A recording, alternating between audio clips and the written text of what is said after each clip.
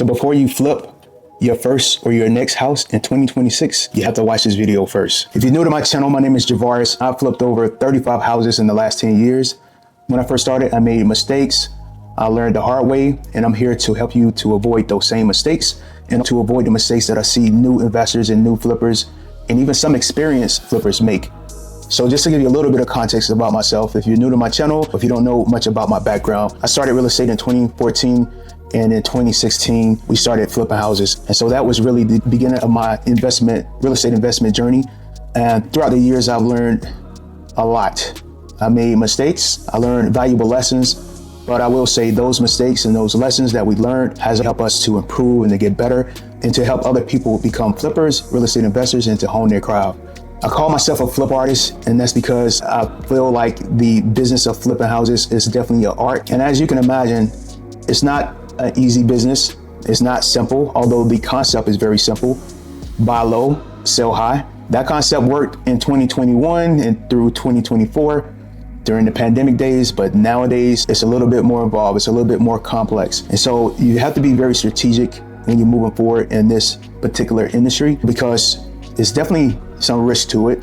However, the reward is definitely worth the risk, but you need to have the basic knowledge. You need to have guidance and I say a mentor to avoid the mistakes and to be able to move very quickly and to get to your goal as fast as possible. And that's my goal, is to help you to learn how to flip houses as fast as possible and avoid the mistakes that we made. I want to share with you the 5 mistakes that I see new investors, new flippers make, and also some experienced investors as well. So mistake number 1 is underestimating the cost. This is crucial, and this can knock you out of the game before you even get started. And that is knowing your all-in costs at the beginning. And so that's going to be your acquisition, which is going to be the cost of the particular property. Then there's your renovation budget or scope of work. And then you have to know what's the market value and what's the after repair value. And so when you take your acquisition or the cost of the property and then you add your scope of work to it, you're going to deduct that amount from your market value and then your after repair value. And I know that seems very involved or may sound like another language, but you'll get it in the future. But knowing those numbers are super important. I have a rule of thumb to overestimate the scope of work. For example, if you feel like your budget is $50,000, then add a contingency to that. And so instead of $50,000, you give yourself a cushion of 10 or 15%. Also undervalue your after repair value. If you feel like you can sell a house, or you're a realtor or whoever you're working with, if you're doing your research and the market is saying you can sell that property for $400,000, but maybe you undervalue that and say, can I sell it for $375,000? And if the numbers make sense, if you still can make a decent sized profit and the reward is worth the risk, then you have a good opportunity and a great chance of not losing any money. But that's not the goal, to not lose money. The goal is to make money and to make as much as possible on your opportunity. Now, mistake number 2 is crucial as well. Number 2 is location. Location, location, location.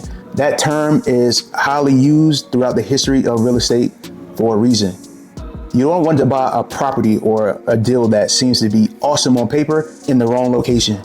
Because if you buy a house in a location where no one wants to live, there's going to be a problem for you. And we definitely want you to avoid that. Too often, I see newbies want to invest in an area without knowing the area at all. For myself, I will not invest in any area that I do not know. So I have my particular counties that I'm comfortable with in the cities within that county. If I never heard of that city or if I've never been to the city, I'm not even interested. I don't care how good the numbers are. And use your judgment on that, because it just may be an area or a location where you just don't know, and it could be a very lucrative area. But you got to do your research. And if you're not in a position to research that location yourself, reach out to a couple local realtors that really have knowledge and skills that can help you find the right opportunity or assess if the location is okay or not. A couple things located to location that you want to be leery about. Is it in an area where there is some type of growth or at least sustained stability? Is there economic growth? Are there any plans for the city to come in and add more infrastructure or to start building? That's a strong indication if that area is good or not. And also look for new construction. If there are new construction developments coming in the area, or even better, more commercial developments coming in the area, then it could be a good opportunity for you.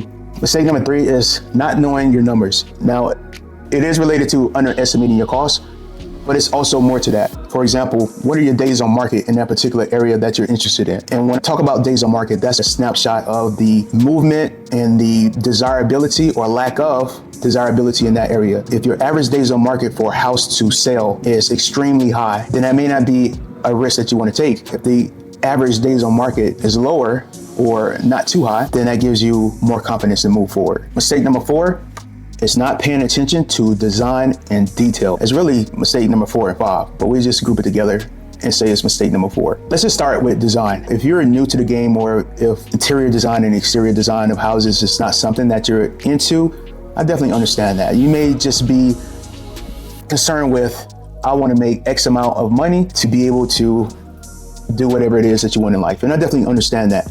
However, that is the attitude that a lot of people have that get into this business, and without understanding the fundamental basics of design can be crucial. Or at least the contractor or the GC that you're working with, make sure they have an understanding of design. And I will say there are many GCs or general contractors and subcontractors that don't know a thing about design, and that's okay. But ultimately, it's your responsibility, and it's going to be your burden to make sure your product is an A1 product. And that's what we teach at House of Storm in the Art of Power Flipping, is to produce an A1 product. And that involves knowing how to design your house. And that will segue into the details. Details are extremely important on so many levels. The design and detail portion of your project is going to help you to not only be successful and have a lucrative career in real estate investing, but it's also going to build your reputation and build your brand.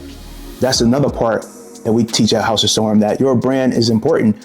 And you may think, how can flipping a house become a brand? It's all about your reputation. If you or your company is known for properties that are not up to par, then that stigma can follow you. On the flip side, if you have a great product, you have an A1 product, you won't have any trouble with selling your houses. And it's just like anything else in life. You want to put your best foot forward, and you want to make sure that if it's real estate or any other business or even life in general, you always want to do the best of your ability and to live up to your potential. And design and detail can get super complicated and complex, and it can be as simple as your paint colors and experimenting with different tones and paying attention to the temperature of light bulbs and being creative, or making sure that you are not being too bold and also being too boring.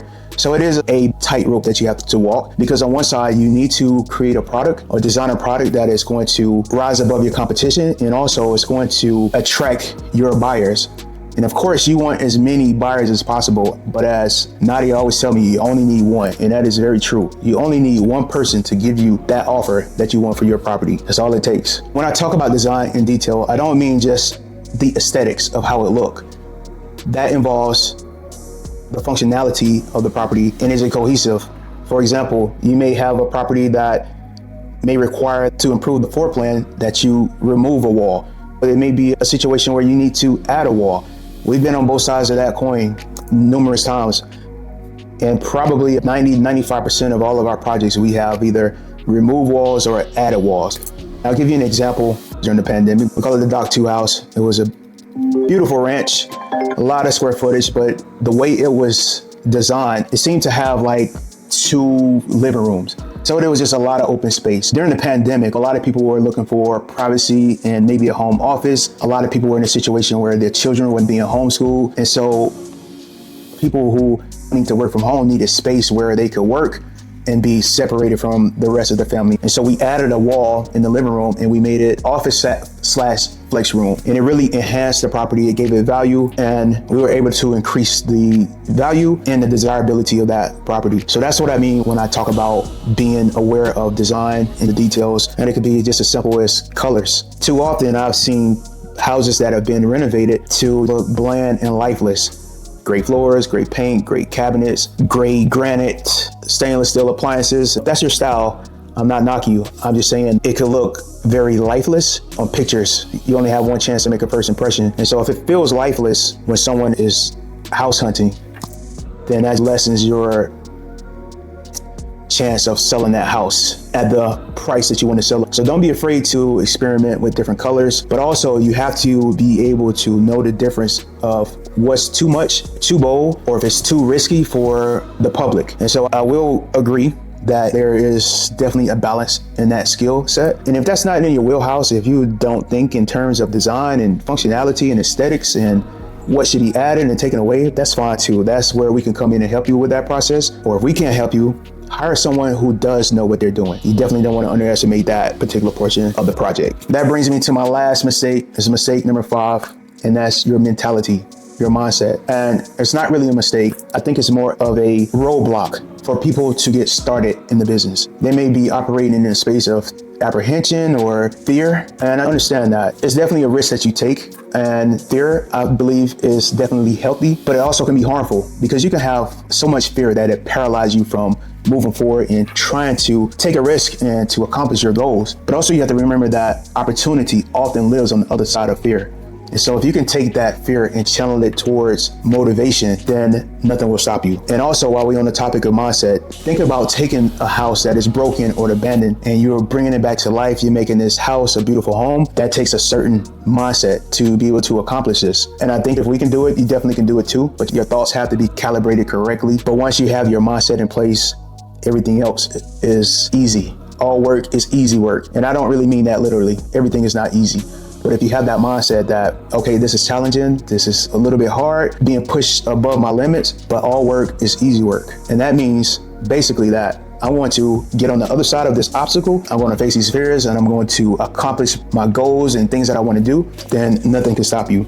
So those are my 5 mistakes that I see new investors make and some experienced investors. Of course, there are more mistakes that you can make. There are more layers and pieces of this complex puzzle that you have to be leery of. But like I said before, we're here to help you to get past these mistakes or not even make these mistakes in the first place, and to give you the best chance possible to get to your goal as fast as possible. And if you're serious about learning how to flip houses strategically and becoming a flip artist, then we have options to meet you exactly where you are to help you to reach your goal. Our system is House of Storm, the art and power of flipping, the Flip Artist Blueprint. Soon we're opening up limited spaces for the art and power of flipping, the live experience.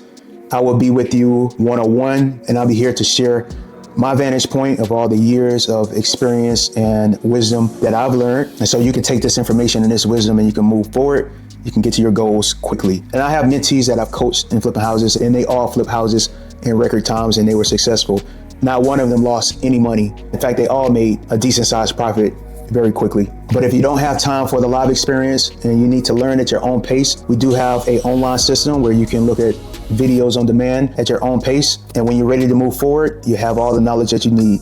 And if videos are not your thing, we do have an ebook. It's called the Flip Artist Blueprint ebook. And this ebook is just as valuable and packed with information to help you from point A to point Z. And our latest product is the Flip Artist Protocol. Now, this particular tool is powerful, and I will recommend it to anyone that is interested in the business or already in the business. This is a complete deal to done operating system for house flippers. You will be able to put in your numbers and know right away if this is a deal that you need to walk away from or a deal that you need to run to. It has a built-in deal analyzer, financing comparison, a master budget roll-up, a detailed scope of work. You have a room-by-room scope of work, fixtures and finishes spec sheet, a contractor tracker, and an interior styling planner. So I'll put the QR code on this video so you can go straight to the website if you're watching it on TV. Also, I will link all of the information in the description of this video. If you're curious and you're serious about learning the business of flipping houses and becoming a flip artist, then we're here to help you to achieve that goal. Don't forget to subscribe for more videos like this. Like, share this with all your friends and your family. We want to welcome you into our ecosystem. I hope this video was helpful. I hope it was encouraging. I hope you found some value in it. And I hope that you will take the initiative to move forward to becoming a real estate investor and a flip artist. And if that's something that you want and something that you feel like you would benefit from, then we are more than happy to help you to get to that point in your life. This is for aspiring flippers. This is for realtors who are looking to diversify or to scale their real estate business, or even if you have a 9-to-5 and you're ready for a change, or if you just want to add additional income to your household. It's definitely a transformative experience that will help you. However, you have to do it the right way. I can't stress that enough. And we're here to help you do it the right way. And this is Bromy. Say hi, Bromy. I just woke him up, so he's a little salty right now. Say bye, Bromy. Bye, Bromy. Wake up. He looks like the perfect angel right now, right? But look, he's in this teething phase and it's a little extreme. Anyways, we'll talk to you in the next video. Peace.